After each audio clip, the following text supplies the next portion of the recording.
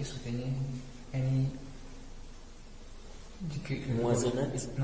não, o professeur a dizer que tu vois un musulman, même moi ça me donne des histoires. Tu vois un homme musulman qui vient être islamisé, il ne connaît rien du tout. À peine il vient d'entrer dans l'islam, il n'y a pas d'effort peut-être déjà des personnes comme Abdul Majid.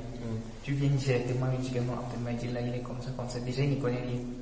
Il va être perplexe et ça va le troubler. Non, ça arrive maintenant la sagesse. Ça arrive maintenant. Tu vas commencer par quoi? Qu'est-ce qui est aoula? Ça n'a rien à voir avec la question de, comment on appelle ça, du ta'zir. Le ta'zir, il est là. Mais lui, spécifiquement, tu commences par quoi avec lui d'abord? Est-ce que tu lui parles d'abord d'Abdul Majid, de ceci, de cela, ou bien tu commences d'autre chose? Ça, c'est autre chose.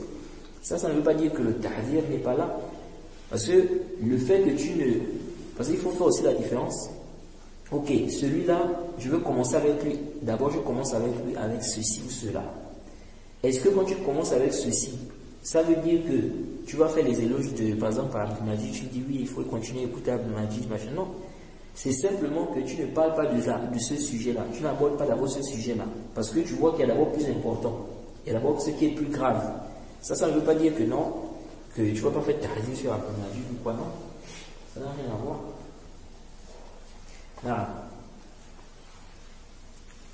فعليكم إذا بين لكم حال ذلك الإنسان الذي قد ذاع شيته وطبق الآفاق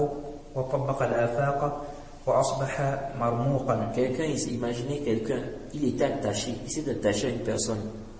Il s'est attaché, il aime trop la personne là. Et il voit la personne comme quelqu'un qui l'a emmené à connaître la sunna. Maintenant, toi, tu arrives, il te connaît à peine. Est-ce que tu penses que tu vas commencer à lui dire que non, celui-là, il faut le délaisser? Il va même te laisser. C'est ce qui amène au premier. C'est ça, il va te laisser. Parce qu'il va dire que, mais attends, toi, celui-là, c'est lui qui m'a mené la sunna. Toi, après, je te connais. Il va même plus chercher à t'écouter. C'est pourquoi là-dedans, il y a la sagesse, il faut la sagesse. Moi, je dis ça souvent aux frères. Je dis aux frères, il ne suffit pas d'avoir le ilm. Tu connais ça, c'est halal, haram, c'est bien, oui. Mais il faut aussi connaître, il faut aussi avoir la sagesse. Il faut savoir quand parler et à quel moment tu vas dire ça. Tu vois. Parce que si on n'utilise pas la sagesse là, on va faire beaucoup de mots. On va causer beaucoup de mots. Ce que tu vas gagner, tu peux gagner, tu vas gaspiller ça. Tu vois. Par exemple, quelqu'un qui ne connaît pas, il ne prend pas la peine de voir ce qui est pire et ce qui est moins pire. Il va faire des dégâts en salle d'arbre.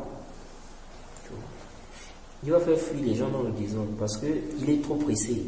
C'est comme s'il voit il faut tout faire. C'est comme ceux qui se convertissent. Tu veux tout lui dire. C'est interdit, il faut que la musique.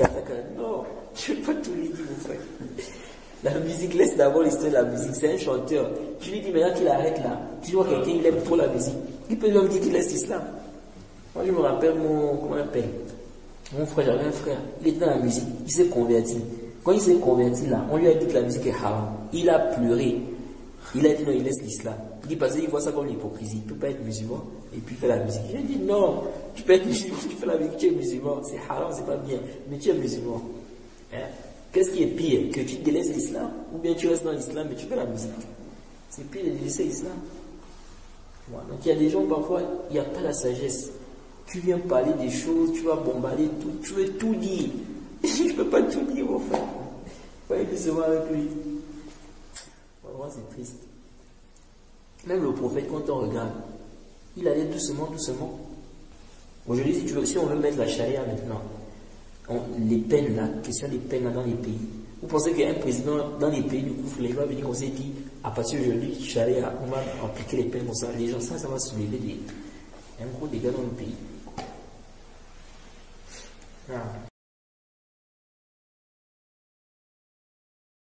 Et quiconque fait scission d'avec le messager, après que le droit chemin lui est apparu, et suit un sentier autre que celui des croyants, alors nous le laisserons comme il s'est détourné, et le brûlerons dans l'enfer. Et quelle mauvaise destination!